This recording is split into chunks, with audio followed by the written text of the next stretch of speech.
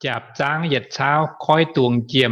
Chạp trang yết sao khói tuồng chiêm là này con là choang miền á mà thì udia bùm đỗ như chiêm đi khỏi đỗ như chiêm Kín nhang mình chẳng phải yếm yếm.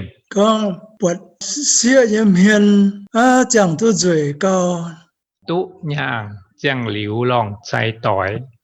phê tu mà mèng hay tu mê đã dấu như chạy tỏi Chuồng tôi khí bền chính cảm tiềm.